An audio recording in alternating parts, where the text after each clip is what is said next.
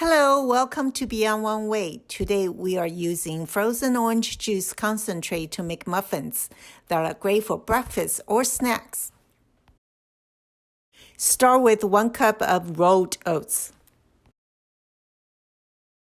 Now add 1 cup of orange juice concentrate. Mix them well to let the orange flavor to get into the oats.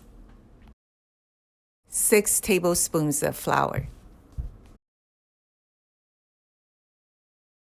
1 tablespoon coconut oil. Use unrefined coconut oil if you want that flavor and taste.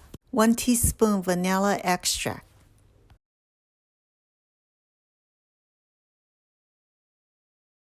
3 tablespoons of white sugar. The white sugar here will help to bring out the orange flavor better than honey.